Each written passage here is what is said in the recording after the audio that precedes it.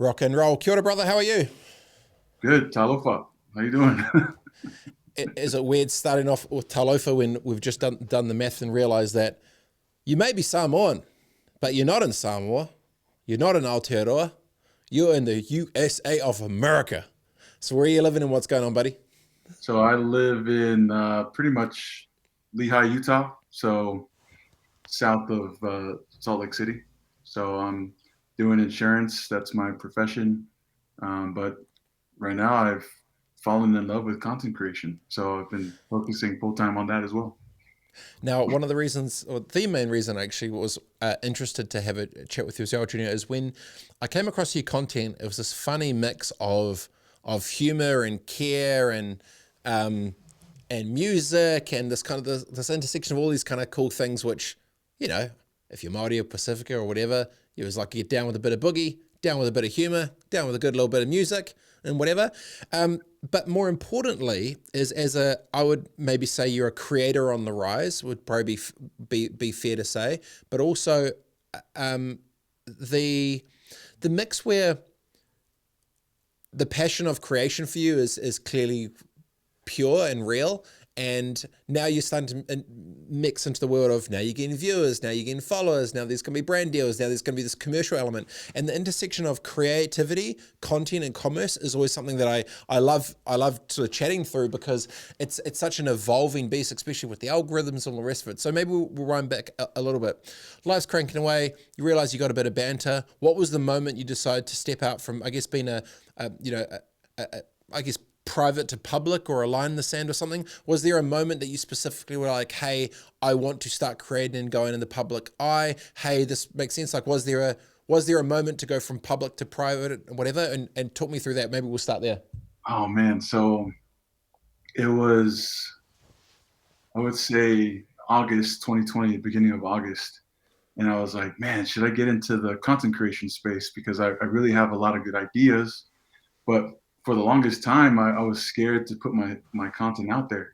I mean, as a lot of people are, when they have ideas like, oh, that would be funny on the internet, but I'm scared to post that. So that was my attitude for the longest time until I was like, you know what? Forget about it. I'm just gonna do it. I'm gonna put myself out there and see what it will do for people or whatnot. And obviously, now fast forward now, I mean, back then I only had like 300 to 500 followers when I first started, but now I'm at 45,000 followers. And that's wholeheartedly surprised me. And, in that case, I was just like, oh man, people actually like my stuff. But the challenge is, coming up with content consistently. But with me, I have ADHD. So with my content or just my page, it just surrounds everything mental health. Like if I can make you laugh and distract you from whatever anxiety that you're going through the day, that's pretty much what my platform is to create a positive environment through whatever you're going through. So that's kind of what I'm doing. Well, that was part of it too, because obviously, talking about mental health being a big part of it.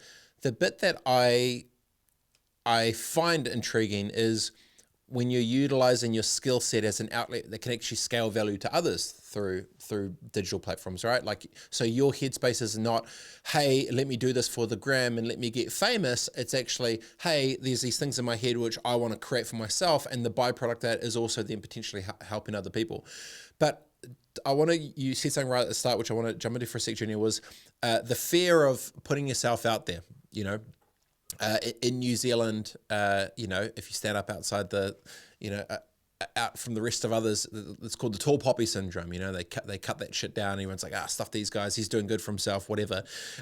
What was the driver of the fear that you didn't want to back yourself to start? Was it like shame of putting yourself out there of like, oh, maybe they don't like my idea, or is it this? Like what was the handbrakes of fear that was, I guess, holding on to yourself before you could actually pull the trigger to go Well, live and actually back yourself?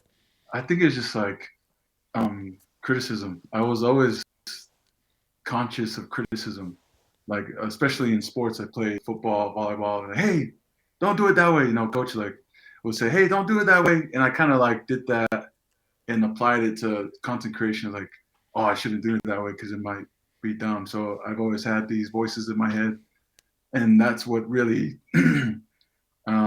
kept me from content creation for a long time. I mean, I have videos and videos in my phone just waiting for it to be released, but I didn't want to. But now, I somehow conjured up the confidence to do it and was like, you know what? Forget about everything. Just do it. And my wife's a big supporter of like all the creation that I've done in the past. She's like, you should just do it because I have a creative outlet and it just needs to be let out. So I was like, you know what?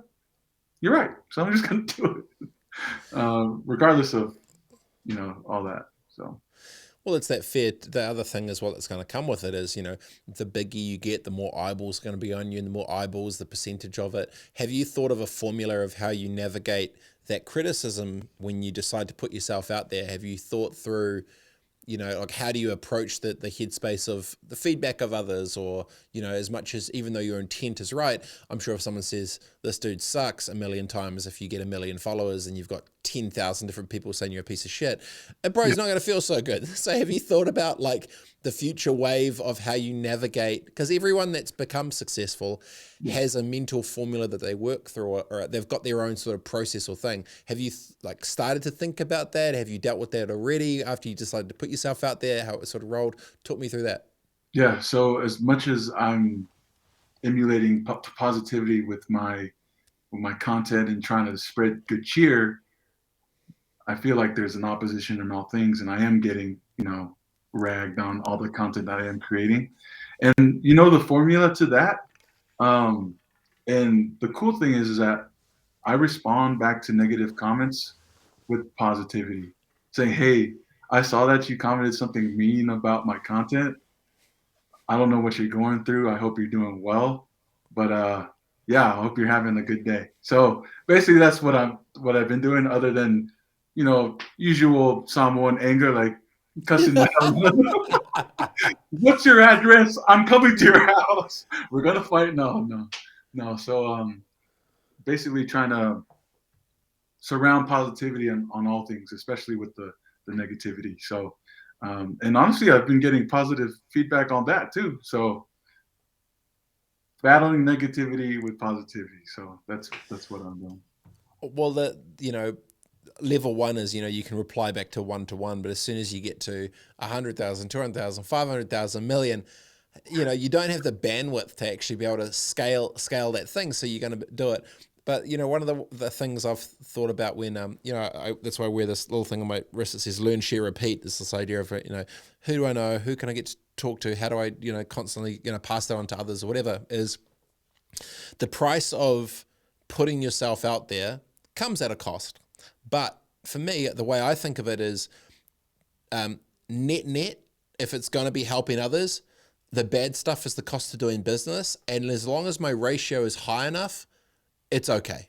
So if it's like 95% awesome, 5% think I suck, or the other thing sucks, or whatever it is, it's like, that's the cost of doing business. That's a bad debt, write it off and you're on to the next. So like net positive, it's usually pretty good. But do you get, have you worried about the potential like time and resource of scaling that? Because the other part to it as well is you get fearful to post, and after you do post, then it's like, do you get fearful of doing more the bigger it gets because you may have more to lose? Like that next wave that potentially comes with it of the rising popularity of things. Yeah, like with content creation, as before when I started, I was like, I wasn't worried about anything. But now, like, these people are commenting and saying, I love your stuff. You're doing great. Like, keep posting, doing what you're doing. I was like, and I'm at this moment, I'm like, okay, now I need to be strategic about the content I'm actually putting out instead of not, I don't know, being complacent, I guess. So What's that strategic piece to it as well, right? Because then you start getting that feedback loop, and that's why I was interested to ask with how you start to think about that when you say, "Oh, this is mean," and then do these questions pop in of like, "Oh, is this funny enough to post? Is yeah. this good enough?" And that is. So where's your head at now with like how you sort of think about creation? Now you've gone to where you're at so far. So now, like with my followers, I do have, and on the comments that I've reviewed and things like that, it's got me thinking. Okay, people like this kind of content that I've released. So I'm going to do something accordance to that. But I'll be honest, when I don't get enough, and I think this is just social media in itself. When I don't get enough likes, where I didn't have likes in the beginning, where I didn't care, it's kind of like affected my mind. Where like, oh, this content's not good enough, you know. And I'm just like, uh, what was your mindset before? Just keep creating content and let the algorithm flow. So Well, that's going to be such a battle, right? Because the intent of the creation is to help with the mental health, but then the journey of going through that creation as it scales is you have to like almost battle your own mind to keep going for the reason and stay true yeah, to yourself that got you there. And so one of the things I went through my own stuff and I put on the big whiteboard, I was like, don't forget what got you here, you know. right. Don't forget what, and LeBron was getting interviewed recently and he was just saying, at a certain point, every decision you make, you're going to have two sides. So you can never think about the feedback on it, but then know who you are and what you're doing. So that's kind of, I guess, where the headspace now, which is pretty cool. So now talk me through this. You talked about being HD, you talked about content creation, you talk about these ideas. The what's the driver of these sort of concepts be? Like, how do you think about like content creation or concept creation? Do you document things down? How do you like where the genesis of these ideas? Like there was I think it was like a Morgan Wallen remix with something Yeah, which is super funny. That was so funny. What was it? Was it mixed with like Warren G or something? What is yeah. that? Yeah, Regulators. yeah, regulators, right? So there's these moments and these snippets, and you have these things, but there's also this cultural layer which you sort of touch on too. Maybe we can get into that a little bit as well. So talk me through the content creation and then also how you sort of touch on these interesting parts of society and community, which I think has been missing in content for a bit, which I actually really enjoyed. That was kind of drawn to some of your content too. So talk me through I guess some of the creative process of creation. Yeah. So when to be honest with my mind, it's always racing. I'm always thinking about things. I mean, ADHD, like you're always having compulsive thoughts about something. So when I hear a certain song, like that reminds me of my past, most of the stuff that I'm creating is stuff that happened to me or something that I can relive again by creating the content itself. So if I'm hearing like some Shania Twain, my mom loves Shania Twain. You know, I would think of a content like right now, listening to Shania Twain when I was younger with my mom, and then listening to it now, I'm jamming out. I like Shania Twain with some of the music and stuff, and that could be relatable to some people. And honestly, I've seen a couple of that content going around, but yeah. So realistically, with content, people think I'm spending hours and hours. Like, oh man, it must have took you a long time to film that or think of that. I'm like, actually, no. It took me like 5 to 10 minutes because I'm always thinking about whether a song comes on Spotify or a random song or anything like that. I'm always thinking, and then just creating right then and there. Um, Talking through that, so the like most comedians, the greatest comedians always, and artists in general, the art comes from places of pain or pleasure or the past, right? It's always the same sort of thing. So your process is actually quite similar, right? Like different things almost trigger you, that brings up a memory, then you yeah, overlay it with some new thinking, and that creates the concept of whatever, right? So, yeah. but it's obviously non-stop because you've brought up being, ADHD for a couple of times now. So talk me through that. So your brain doesn't stop. How are you? Practical question. How do you document down what goes on in your head so you stay sane? How do you have the outlet? What do you do? To be honest, I plan and write things down. I have a journal. I write everything down so I don't forget and it doesn't drive me crazy. Because if I had that thought like an hour ago and I forget about it, then it kind of messes with me. So I make sure that Mm. I either write it down or jot it in my notes for my phone, and then just make sure that I'm organized that way. And And obviously, I've seen a therapist, and it's been good for me. So how many ideas do you currently have documented that are not created yet, but have got out of your brain onto paper, but not online yet? We're tens, twenties, hundreds, thousands. What are we at? I have around 50. So Okay. 50 different concepts. Okay. And then do you, so you have 50 different ideas of things you may want to create. You'll see something sparks back out, and then you go back in and then flesh it out a little bit. Like talk me through the process of how you sort of break these things down, because the story behind the story, like we see the Morgan Wallen, regulator pop out. We don't see the thinking behind it of how long it took to get there or whatever. So talk me through some of that process of the creation side. yeah, so when I'm thinking about a certain thing I want to obviously post on my Instagram, I I think of, okay, this actually will be funny. So one thing would be like something I've gone through with my dad, like having a lecture or anything after he like sassed me or beat me up, and he'll lecture me and he'll say, Junior, you know why I hit you? You know I hit you? I go, no, Dad, why? It's because I love you. It's because I love you. And I'm like, that does not make sense. Like, it still hurts, you know. I mean, obviously, that when I post something like that, it's relatable to not only myself, like other cultures as well. Like, I've talked to Mexicans, I've talked to Yeah. even white people and things like that. Just really bringing it in because I feel like right now we're all racially divided. Um, but my whole thing is, I guess I've been creating a lot of commonalities with the content that I've been putting out. So um, What you're crossing over a little bit too, and that was what I was kind of talking about before in terms of the culture side, where in New Zealand years ago there was probably one of our most famous comedians of all time was a guy called Billy T. James, who was a Maori comedian, but he was like literally was doing skits. He was a Chappelle show 20 years before Chappelle show, right?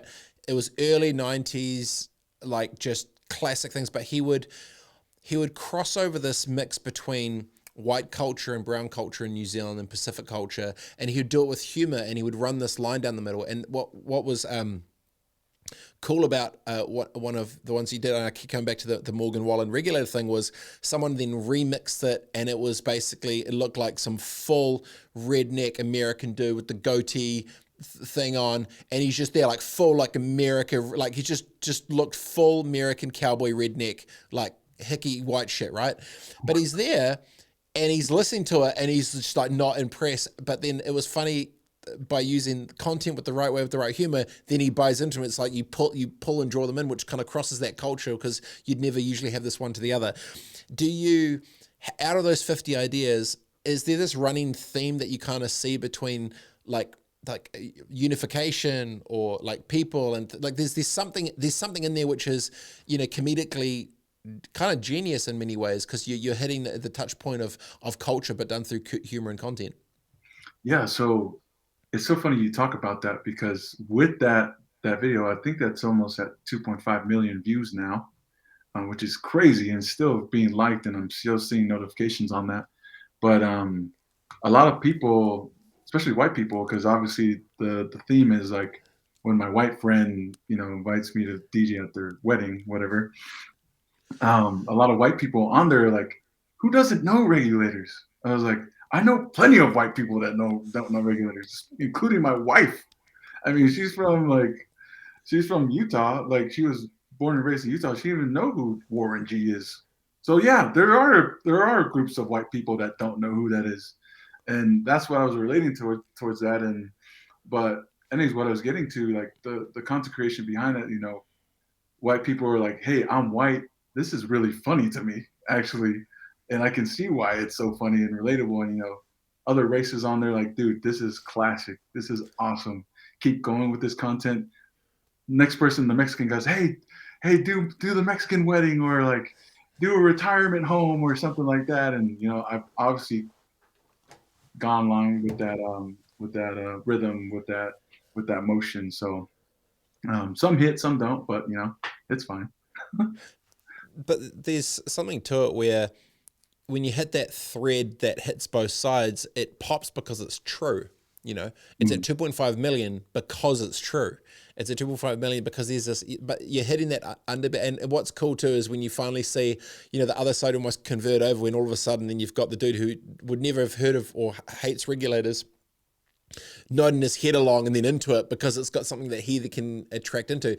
But there's like those moments are similar to sport, where you know, you may not be able to speak the language, but you play the same, you've got the same love for the same thing. So you have a mutual understanding of the respect for it. Right. But So when you, so that's kind of, I guess, on the culture side, which I think is where it definitely pops.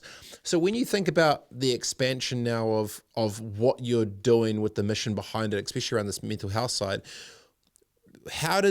where did that become the driver that was around helping others instead of potentially helping yourself? Because a lot of, 99% of creators are creating for them.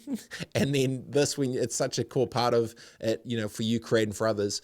Talk me through that from the mental health side. How'd this come about and why? so for mental health, what's really helped me like cope with a lot of stuff that I'm going through is really helping others, like having that perspective of helping others see my content. I'm seeing so much positivity with the comments that I do release along with my content, and just doing it for them because I've been in what it's like to be depressed, anxiety, visiting the ERs because of panic attacks or whatnot, and really releasing my content. And to be honest, Robett, like I've had messages like, "Hey, you actually saved me from killing myself." I've had a few. It was like, and I don't know if it was serious or not, but they were saying, "Hey, your videos have really distracted me from ending my life." And and then I got that message like 2 months ago, and that's what really turned my mind towards, okay, this is content created for people to distract from whatever hell they're going through, and keeping them smiling or laughing with some type of content that's relatable to their lives. So that's what really turned it around for me in that perspective. And honestly, is creating for me too as well because I'm relating to others in that aspect. So yeah. Well, it feels a lot more real and tangible when messages like that come through, to know that this small little thing that you're doing outside of, this isn't your full-time job. You're not a full-time comedian or a full-time creator. You're creating out of passion and love, and all of a sudden this thing that you create, I call it like breadcrumbs. Like you're creating these digital sort of breadcrumbs that are going out into the ether of positivity, and you're hoping that they hit somewhere. You're hoping that they stick somewhere. But then when it is, but then to get a message like that, all of a sudden it's like, hey, like I'm just doing some funny videos to make people laugh and have a good time, but the escapism that it's providing for some people that view it, that's real shit. Like it's real. And I'm sure you probably showed your wife that, and she's like, well, I knew you're funny, but probably not that funny. Like, I mean, what's it?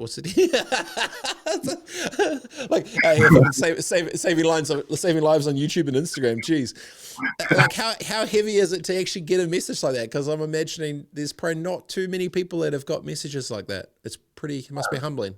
Um, Very humbling, very, I guess, perspective changing, I guess. Because, I mean, it was all fun for me, but now it's like, oh man, I'm creating this to prevent something or prevent someone from hurting themselves. I'm like, Mm. so there's more purpose driven to that. And I definitely don't ever want to hear of like any of my friends or anyone that I know that has done that. But obviously, with the recent passing of Twitch and the recent passing of other, celebrities coming out, and for that message to come out to me, I'm just like, oh man, this is serious. Like this platform could be used for good now. Um, Mm. so I got to be careful what I do and in terms of like what's funny or not. So I don't know. Well, it's a bit heavy too, right? Because with so many of the crew that, like say, like for Twitch, like I remember some videos and stuff popped up of like 24 hours beforehand. He's there with his wife, hanging out, having a good dance, and the smiley, friendly face. But you never know what pain sits right behind it. You never know what people are actually going through for it, and it becomes trickier, right? So it's cool that the outlet that you're creating, and for the reason why.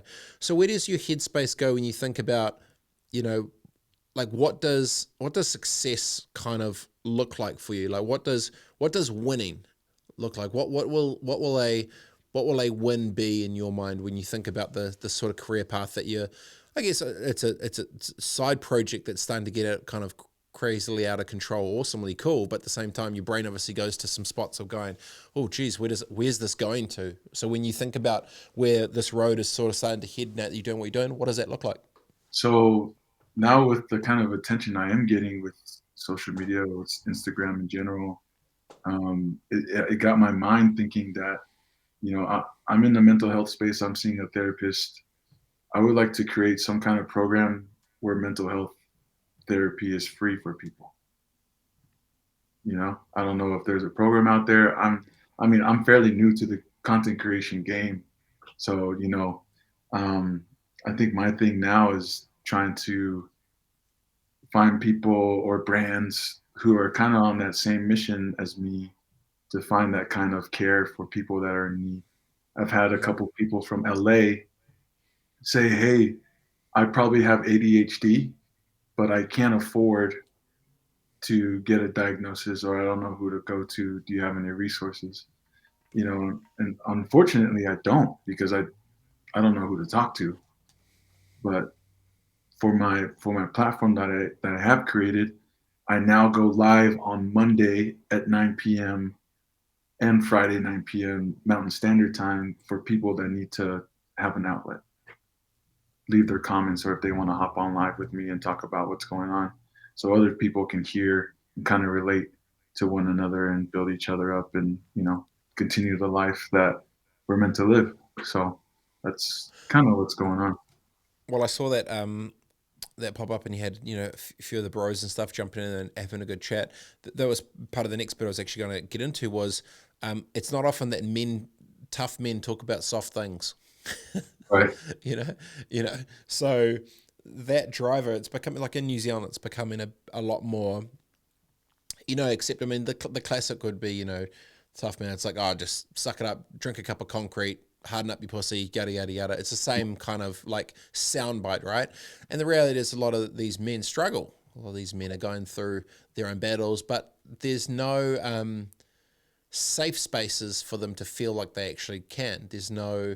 Um, there's no Trojan horses where you can have this vehicle that you can use as armor. In New Zealand, we had a very famous ex-professional sportsman, John Kerwin, Sir John Kerwin now, who basically he created that for men to be able to talk about tough men talk about sort of hard things. Now, what do you think's happened in society that's got men to that point now where they feel that way, that they feel there's no one to talk to, nowhere to go, nothing to do, and that builds up to this mental headspace, which puts a lot of people in some pretty dangerous positions. Like, how do you think we got here? I think expectations from the older generation, right?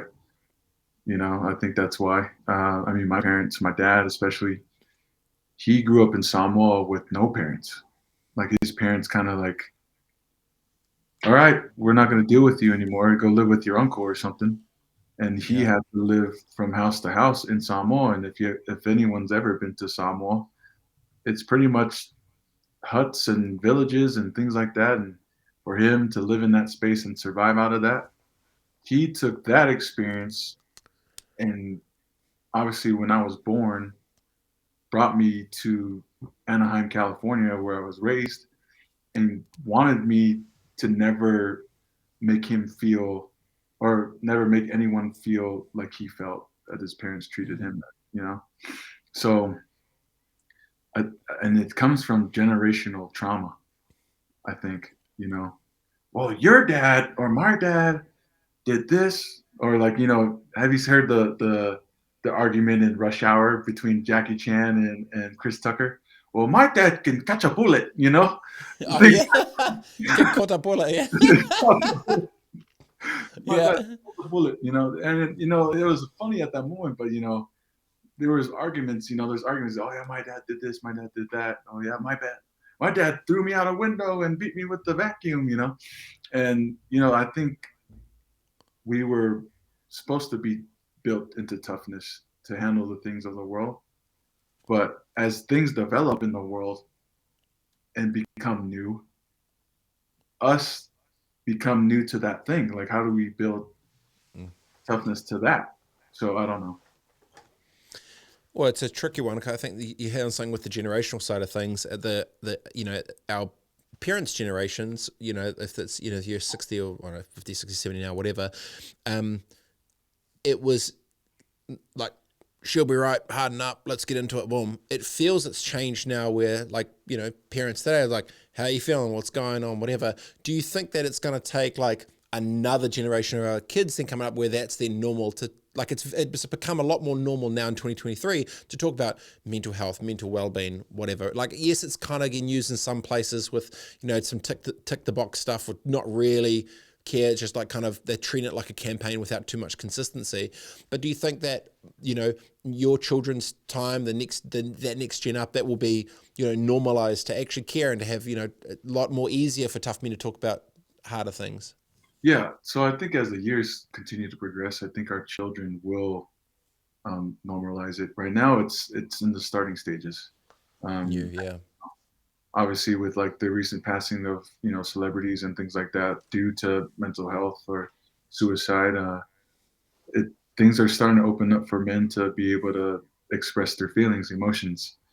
Because to be honest, I had a huge panic attack when I was 26, and that's kind of where my mental health um, had started, and that was in 2016. And it was just basically everything that I held inside as a man. All the frustrations trying to get a career that will pay me a ton to provide for a family, to be that strong man that hopefully a woman could take me and believe in me and see that she can be confident in everything that I'm doing. And all that pressure just amounted. And obviously, I blew up. I went to the ER thinking I was going to die because of a panic attack. So for me, as a man, normalizing this and saying, hey, man, it's okay. We can talk about this because I've been through it. I'm still going through it. I'm not saying I've overcome the mental health space, but I want to be able to integrate myself with others and kind of doing this and building each other up as we go. I was going to actually ask, sometimes there feels like there's a danger. Like, let's say if you're a comedian, right? Everywhere you go, everyone you meet, they expect you to be funny Yeah. because you're a comedian. They Yeah. expect you to da da da. Have you had days where you felt like you're supposed to be funny or supposed to be something, but then you're feeling that not, but you kind of have to put the face on? Like, pressure, has that pressure come yet? Um, no, not yet, to be honest. And I think because of my unique niche that I've created for myself, being funny and being in the mental health space is kind of like, hey, Junior's going through it too, but he's making these Mm. videos for all of us to feel, you know, okay, or to feel distracted from what we're actually going through. So, I mean, I had a couple people say, hey, I love your videos, man. They're really helping me out. They're really funny. Not an expectation like, hey, here's a ball. Do something funny with it. Yeah, yeah. you know? Whereas in like Robin Williams, who's like one of my favorite comedians, I mean, took his own life, but he actually is really funny. And I think for him, I think that pressure amounted to him and no one really taking him seriously. Um, it got to him. And Mm. therefore, rest in peace, Robin Williams. But I think that perspective, I think that with that question, I think we have to be careful because we just don't know what the situation is with certain people, especially of his stature. Well, I was gonna, where my brain was going to was, if you're waving the flag for mental health, you feel the pressure to kind of perform, not like it's like dance, monkey dance, do some shit, whatever. But when those days come, the difference is not like a celebrity where you've got to put the fake on. The reality is you documenting the real transparency of like, hey, I may be funny, but I'm going through stuff. This is actually what's up. And that almost becomes a superpower because it's not seen as a liability for others. It can actually be an asset which humanizes, you in a way to your followers and your viewers. It's like, he's one of us. He goes through shit. He has bad days. He has There's things that he deals with. This just like the rest of us, just one of us, one of us, one of us. So in many ways, that fear of what is a liability potentially is actually another asset, because you're using that as the vehicle to become the Trojan horse of yourself to the platform which you're now doing, right? So Right. that's actually kind of genius in some ways. Yeah. So that's why I'm doing lives on Monday for a motivational Monday, and then a mental health check on Friday to basically cover that basis and being on the same level as people. Like, hey, this is what I'm going through. I hope you guys are having a good week. Let me know what your thoughts of what's going on with your start of your week, or at the end of the week, I'll say, how did your week go? Hmm. This is what I went through this week. What's going on? So, So if you listen to this now, say you're an alpha male, you're a tough man, you know doing things, doing manly things, but you got feelings. What would you sort of what advice would you sort of give someone that's in that space that yourself, you're saying when you're 26 you had all this stuff sort of bottled up and whatever as well. If someone, not necessarily man or whoever it is, that's got these things bottled up, how would you recommend them potentially navigating their way sort of out to a better space from the stuff you've gone through? What have you learned that could help others? oh man, to be honest, I would ask them. I like to call them like inspired questions. Like, hey, I see that you look frustrated. What's the cause of that? You know, Hmm. like I've seen in your your recent posts, you're saying tough it out. You know, stop doing it. Stop making excuses. Just do the work. Doing all those. There's something driving you to post those things. Like, what's going on? How can I help you? Type thing. Just trying to break down the barrier brick by brick. But obviously, some people will respond in a negative way. Some will do it in positive. But for me, for those who have that tough man mentality, eventually you're gonna break. They all do. Yeah. We all do it. I did it. I had that tough man mentality, and I'm gonna be real with you.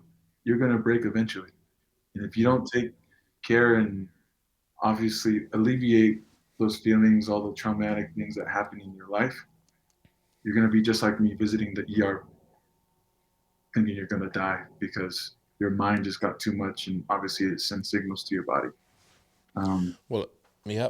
So, to the point of that, is that, you know, tough conversations with people you care about? Is that, front footing the energy when you feel it's off to check it in? That's not just like, hey, how's it going? But actually, how's it going? So the one I'll ask is like, how's things? Actually, like I yeah, wait, and then I use that word actually, and then it's just like, it's not the copy paste soundbite bullshit. It's actually, what's up? We're going through it. Um, it's a tough one when you're trying to fight battles which you can't even see are happening because they're in someone else's head. It's right. like trying to diagnose someone else's creativity, but you can't see what they see. You can't see what these artists saw because your brain's not there. So then when they're going through stuff, they can't sell that vision. There's like so many.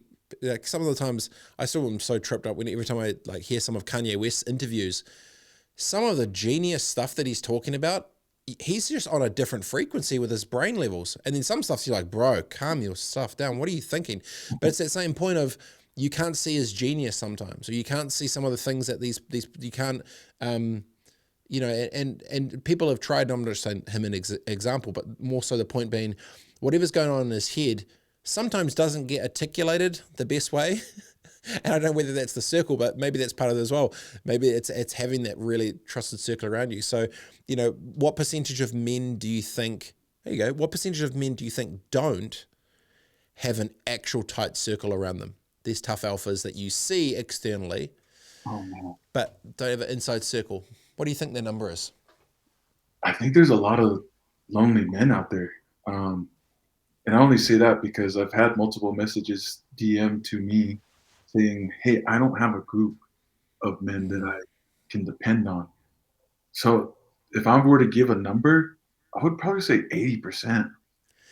Funny you say. I was just thinking. I was like, maybe it's like 70 to 80%, or they have a group, but they don't have the bravery to talk to them. Right. Exactly. or the other side, it's like you're like those teenagers at high school scared to ask the girl to dance. Like you both know you want to, but no one's brave enough to take the first move, to pick up the phone, to drop them a text, to say what's up, check in, whatever. So how do you say with your circle, do you like, how do you check in? Do you like have like little group chat? Do you have a little calendar invite? Do you like how do you like practically engage with some of your circle, just checking in with all the crew? What are some of the things you do? To be honest, like I don't have a crew, Robett. Mm-hmm. So I'm one of the people. So I guess I'm kind of creating a crew for myself with my content, or like going live with people. That's your people. Yeah, yeah, yeah. Yeah. So I'm kind of getting emotional about that right now. I have reached out to people, and especially men, and I don't blame them because they don't have an answer for what I have, for Hmm. what the things I've experienced. So for me, I'm trying to change the narrative on that. So how I would get someone to talk to me about their experiences is sharing my experiences first. Well, you're front footing that, right? Your outlet, maybe selfishly, maybe the selfishness from your side isn't around fame. It's actually bringing that magnet for others to be able to engage with, that's cared for, that's enjoyable, that's showing others potentially what you didn't have close around you that you can then give for others, right? Like that makes it even more meaningful, right? Yeah, yeah, Yeah, that's some real shit. yeah. No, but So, in a good way though, right? In a good I way, because mean, you found. yeah, I have a group of guys that I talk to about football and sports and stuff like that, but none of them. There's not a space for us to talk about the stuff that we go through. It's just like exciting things to take our mind off stuff.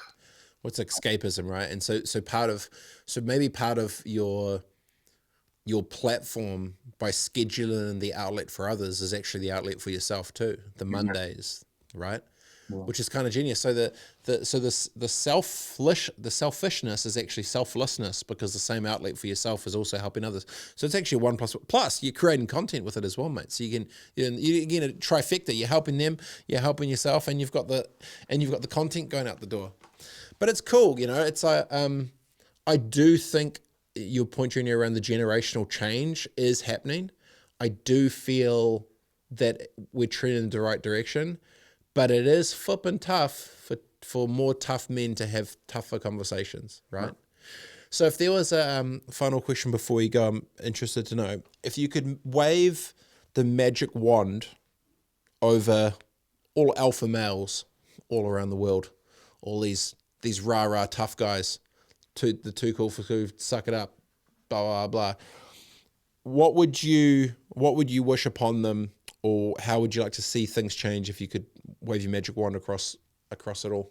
Eliminate your ego and humble yourself, Mm. because just because your life is going well right now with the amount of money you're making, um, may be cool for the moment, but um, it's a lonely journey in the men's world. And what better to have a greater life than involve others who really care about what you're doing, other than doing it yourself. So erase the ego, open up yourself so you can create a platform that will involve everyone that will really care about what you're doing. Because, man, I feel like when you start businesses in a man's world, they do all these things to set it up, but it's a lonely journey. Mm. But why make it lonely when you can create a platform for yourself and involve people that would care about your mission, and that mission will be taken care of from the people that you care about. So, Jeez. And just like that, dude, I can't, mate. I tell you what's going to happen. You're going to become a flipping pastor within 3 years. That's what's supposed to probably happen. You're about to flipping, you're going to be the Utah pastor. Dude, I really appreciate your time. Good banter. Best luck with the mission, and it's awesome. I get a bit of insight to how your brain works, especially in this kind of funky world that you're into now. So, congratulations on all the success. Absolutely awesome, and stoked for you, bro. Real cool. appreciate you, Robett. Thanks for having me. Much love, brother. Good chat. Sure, bro. See ya. Peace.